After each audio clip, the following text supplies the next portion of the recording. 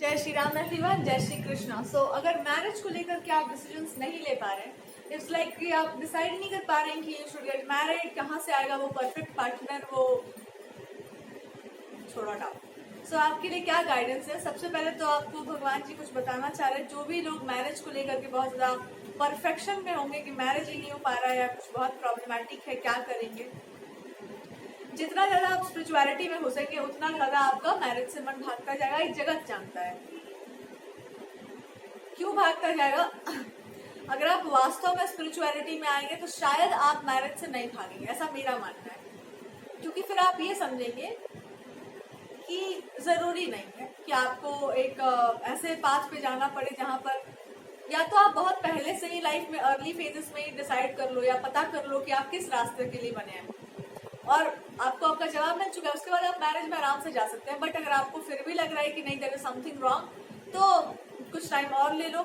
और एक होता है कि हम सब कुछ क्रिएट करने के बाद फिर स्पिरिचुअलिटी में जा रहे हैं, उसके बाद फिर और डिफिकल्ट फेज हो जाता है कि हमको उस तरह का पार्टनर चाहिए, या तो जो बहुत ज्यादा स्पिरिचुअल हो, या फिर हमको मतलब ऐसा माहौल चाहिए, ऐसा लाइफ पार्टनर या ऐसी चीजें चाहिए अपने आसपास जो हमको शांति प्रदान करे। और ये किसी के साथ होकर के मिलने वाला तो है नहीं। इट्स बेटर कि थोड़ा डीले करते रहो सिचुएशंस को, बिकॉज कोई परफेक्ट पार्टनर मिलेगा ही नहीं जो आपको कहेगा कि भाई तुम जब करो तब करो और हम रोटी बना के भूख खिलाएंगे। कहेगी कि जाओ मार्केट से धनिया ले आओ, टमाटर ले आओ, लो भिंडी ले आओ, क्या कर रहे हो बैठ के यहाँ पर?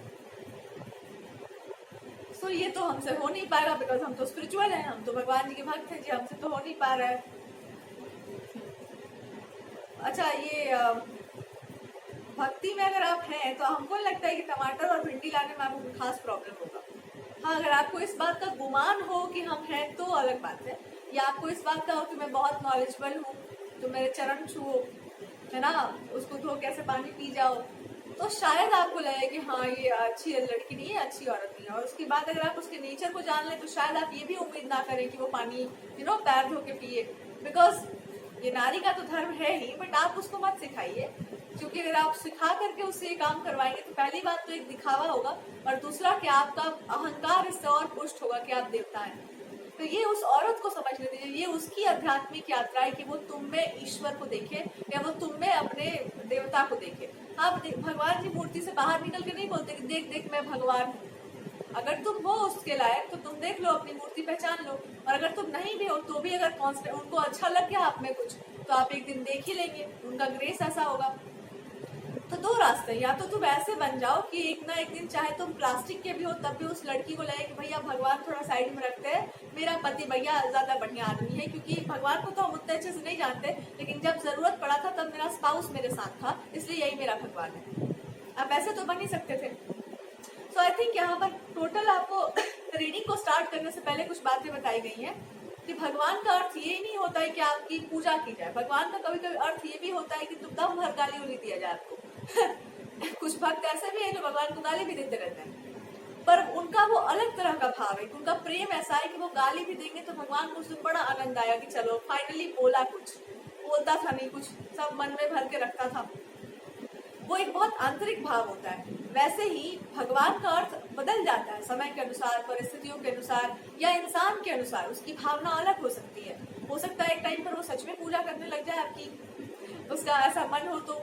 लेकिन अगर उसका मन नहीं है तो ये आपका भी कर्तव्य बनता है कि आप देखो कि उसको किस टाइप के भगवान पसंद है, कौन से वाला भगवान जी उनको पसंद है, या कौन सा रूप पसंद है उनको, कि भैया मटकी तोड़ने वाले चाहिए, सुदर्शन चक्र वाले चाहिए। ये भी तो एक बार ध्यान में रखो, उसका भाव कहाँ पर है, वो किस तरह के चीजों को ज्यादा प्रेफरेंस लाइफ में देती है। दोस्त है, मित्र के भाव से भजने वाली है, प्रेयसी, जिस भाव में वो होगी उस भाव का बनना आपका धर्म भी तो बनता है।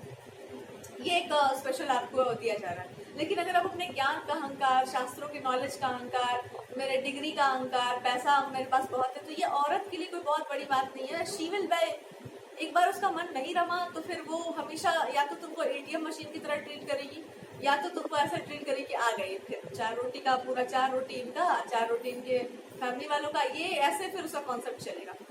तो ये सब सोचते विचारते हुए हमारे ट्रेडिशन में बताया गया कि थोड़ा कॉम्प्रोमाइज आप कीजिए, और थोड़ा से भी ज्यादा वो फैमिली फीमेल जो है वो करेगी। बिकॉज अगर वो कॉम्प्रोमाइज कर लेती है तो ईगो जिसका भी है वो ज्यादा ट्रिगर नहीं होगा। इसलिए बनाया गया था कि तुम ईगो में मत रहो, उसको रहने दो। उसको कह रहा है कि देवता है, तुम मान लो कि हाँ जी तुम ही देवता हो, रहने दो उसी को उसके ईगो में, तुम मत जाके भिड़ो उससे।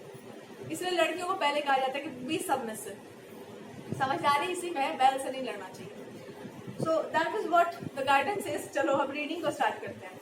जिसको मैरिटल लाइफ में या जिसको मैरिज में जाना है उसको राइट स्पाउस नहीं मिल रहा। पहली बात तो अगर आप अध्यात्म में बहुत ज्यादा जाना चाहते हैं या स्पिरिचुअलिटी आपको बहुत चढ़ा हुआ है कि हम स्पिरिचुअल है, आप रहिए स्पिरिचुअल। शादी कर लेने से आपकी स्पिरिचुअलिटी में कोई खास प्रभाव नहीं पड़ेगा। अगर आप सच में उस रास्ते के पथिक हैं तो आप सूर्योदय होने से पहले आप उठिएगा, अपने प्रैक्टिसेस कीजिएगा, अपना लाइफ नॉर्मल लेके चलिएगा, कोई प्रॉब्लम नहीं आएगा एज सच।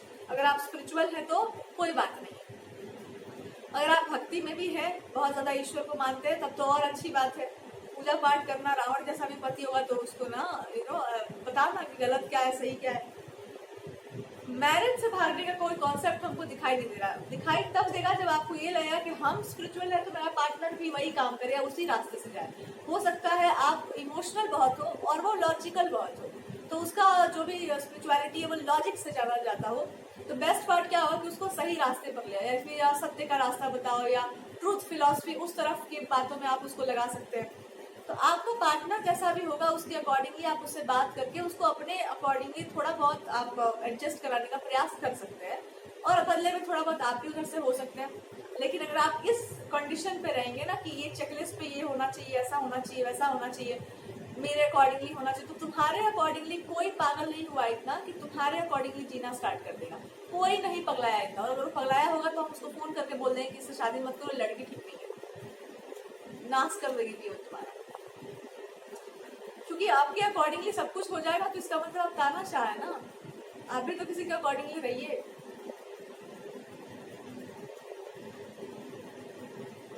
हालांकि हमको नंबर मत देना किससे शादी करना है, हमको इंटरेस्ट भी नहीं होगा, बट आई थिंक गलत होगा ये चीज।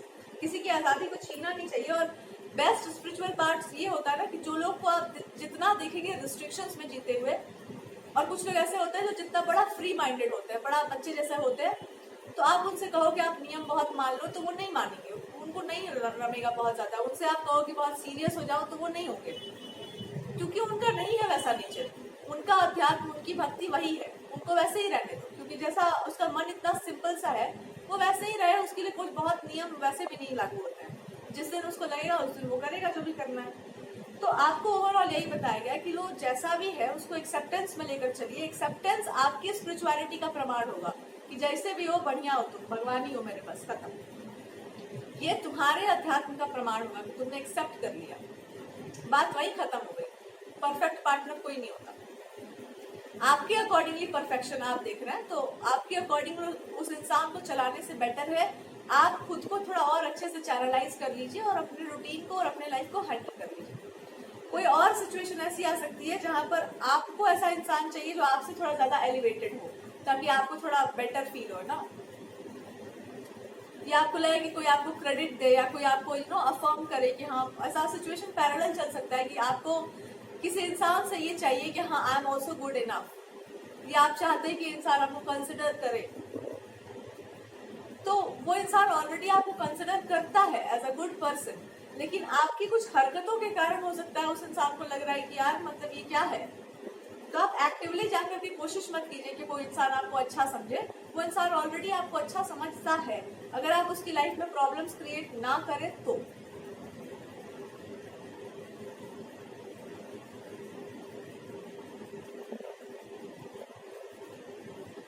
मैरिज को लेकर के यही लेक्चर जो है आपको सुनने का जरूरत था थ्रू टैरो कार्ड रीडिंग्स, कि आप इस बात को पहले समझो कि राइट पार्टनर मत खोजिए। आप अपनी लाइफ को थोड़ा समराइज कीजिए कि आपको चाहिए क्या अपने जीवन में। तुम्हारा पार्टनर स्पिरिचुअल होना चाहिए या फिर तुम्हारे अकॉर्डिंगली स्पिरिचुअल होना चाहिए। दो अलग अलग बातें होती हैं। एक होता है कि वो सच में है, उसको आप कुछ नहीं कर सकते, और एक होता है कि मेरे हिसाब से होना चाहिए। हम लोग कल गए थे मंदिर में, तो कोई पार्वती माता को धतूरा चढ़ा गया था, तो पंडित जी कह रहे थे कि ये देखिए आज माता भी कंफ्यूज हो जाएंगी, इनको तो धतूरा कौन चढ़ा गया है कौन चढ़ाता है ऐसे धतूरा। तो कहने का मतलब है कि शिव जी वहां बैठे, उनको धतूरा चढ़ता है। आप मन से चढ़ाइए, हो सकता है माता है वो भी स्वीकार कर ले, वो तो देवी है। लेकिन यूजुअली उनके लिए दूसरा अप्रोच है, बात वही है लेकिन अप्रोच दूसरा है।